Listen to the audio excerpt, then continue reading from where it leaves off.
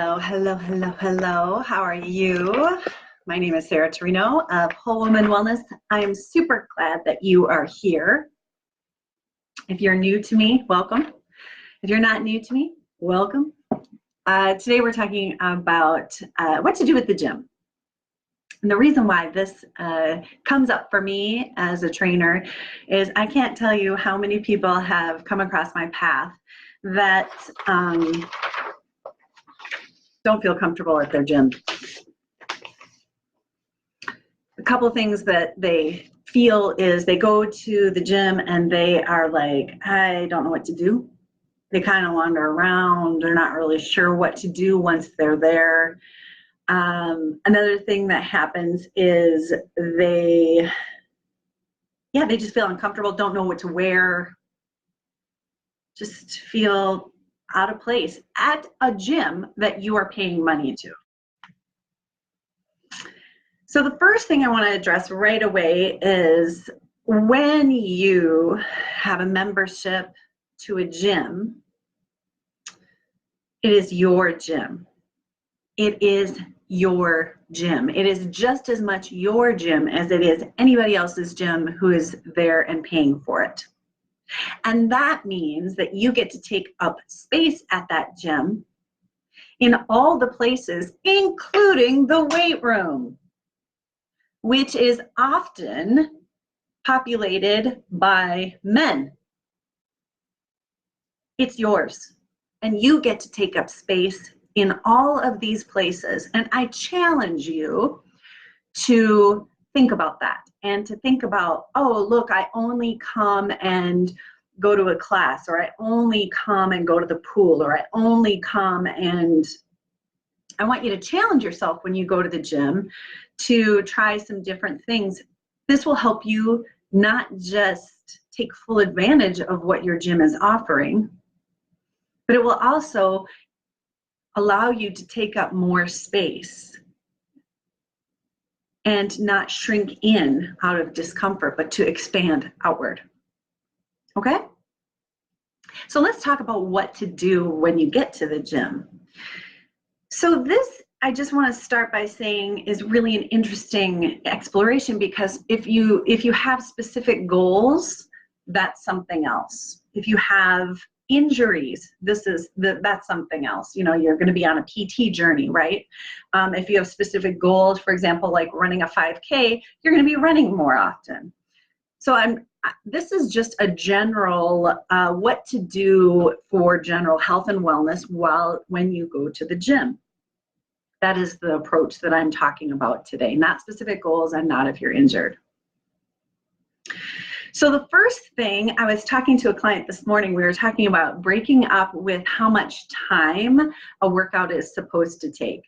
Does anybody have this? Does anybody have this? Well, I need to be at the gym for an hour. I need to have a workout be for an hour. Definitely, I think there is some interesting communication in our culture around how long workouts are supposed to be. And I just want you to invite yourself to kind of break up with what people tell you how long a workout should be. The next thing is to break up with what they're telling you to do. And the reason why is because you really have to check in with yourself and how am I feeling today? What am I feeling today? Some days you have a lot of energy. Some days you don't have very much energy. But the point is you want to check in with yourself, right? And be like, wow, how do I feel today? How have I nourished myself? Have I had enough hydration? Did I sleep well? Am I fighting off something? Where am I in my cycle? All of these things go into the gumbo pot of what makes a good workout. So I want you to consider yourself before you do a workout. So the next thing is to determine how much time you want to spend moving. 20 minutes? How much time do you have? How much time do you want to spend? How much energy do you have? How much time do you have? 20 minutes, let's say 30 minutes, 40 minutes. How much time do you have? How much time do you want to commit to your workout? You get to decide that, nobody else. Based on how much energy you have, based on your time constraints for the day. Step one, figure out how much time you have. And then my recommendation is to divide it up into 2 halves. First half of that, play with breathlessness. Play with breathing harder. Not so hard that you can't catch your breath, but just play with getting a little bit breathless. How you can do that?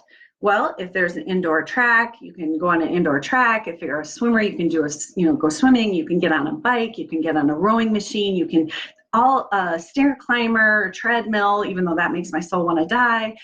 All of these things are ways that you can, in a gym, get your heart rate up. You can also march around. You can also, but these are some ways that you can play with getting a little bit breathless for half of the time. The other half of the time, consider focusing on major muscles. I'm a big fan of complex movement patterns that involve a lot of body parts. So I'm not necessarily going to be in the gym doing bicep curls. That's not my jam. I want as much bang for the buck as I can within my time constraint. I want my whole body moving in harmony and in symphony with each other. So I'm going to put here my recommendations of what those movement patterns would be. Okay. Oh, wait, hold on. Technology. Bear with me while I cut and paste, because there it is, Control, copy, back in. All right, here we go. All right, so here's my recommendations. This is a place to start. And if you have questions about what these movements are, let me know. But the first one is lunges. Single movement pattern. Requires some balance unless you slide through with that foot. There's a lot going on in your body when you lunge. Front lunges are different than back lunges, are different than side lunges.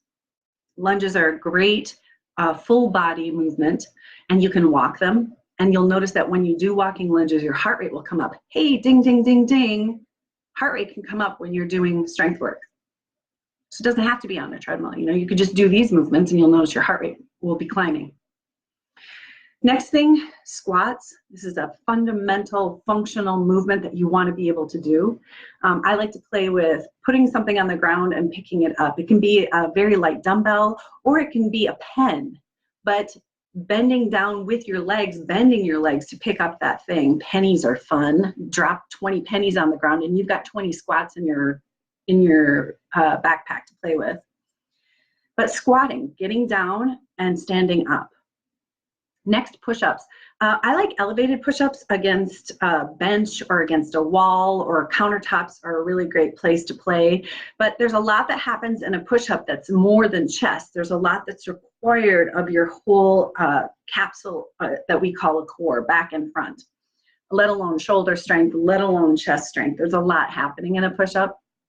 Pull-ups, you can do assisted pull-ups in the gym, which are super fun, and you can really de-weight your body and play with pulling your body up. If you don't feel comfortable with an assisted pull-up machine, they can be a little bit complicated. You can also do pull-downs, and these are the seated ones with the bar, the T-bar, and you pull down to your chest, keeping your capsule nice and contracted. Superhumans. Love these. There's a whole back line strength. There's everything working back there to get the arms and legs up off the ground. Roll-ups are just one of my very favorite exercises. You lie on your back and roll your body to a seat and roll yourself, seeing if you can control your lower back down. You can add some load to all of these. And what I mean by that is you could add dumbbells to all of these. So look, I'm going to add in here another tool for you, which I love. This is one of my very favorite workouts. Hopefully everything's going to work here. Hold on. No, I'll have to add it later. It's a really good workout that I love called Slow and Controlled, which includes a lot of these movements. But you can add dumbbells to all of this. That means taking up space when you get into the weight room, which I'm a big fan of, taking up space. All right? So I'm going to say at the end of your workout, if you have a few minutes left, to start to play with mobility. I think that if you can start to play with the idea that your joints move in a range of motion. And so starting at the head with your neck, bringing your neck through full range of motion, bringing your arms through full range of motion, both directions, bringing your spine through full range of motion, bringing your hip joint through full range of motion, bringing your joints through full range of motion. You'll notice areas that are a little tighter, play with them sweetly, don't force. Yeah, all forcing does is trigger a stretch reflex, and you end up getting more battened down and tighter than when you started. Yeah. All right, so be gentle, but bring yourself through some mobility and play with keeping your body soft and supple. All right. Last thing I want to talk about before I let you go is I've got a free training coming up this weekend. I'm gifting it, and it's to help you get launched into the new year in a really well-rounded way. We're going to talk this weekend about the big three, and concentrating on the big three as you move into your new year. And then we're going to talk about the best way to approach resolutions if you do them, but change. New year is a great time to be like, this is what I'm visioning for myself for this year. What's the best way to support yourself as you bring that through into your year? And the last thing that we'll talk about is keeping it simple. Health and wellness doesn't have to be this complicated. Let's keep it super simple, all right? So if you want to join me, I'm going to put the link for that below. Would love to have you. Saturday morning, 8 o'clock. It'll be about a half an hour or so. And then I'll leave some room for some questions so that if you have questions during it, you can ask me. Have a great day. Super glad you're here. Have a good one.